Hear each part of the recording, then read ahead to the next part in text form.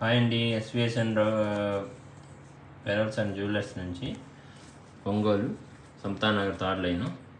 పోతే ఇవాళ వచ్చేసరికి జేడ్స్లో డంబెల్ సైజ్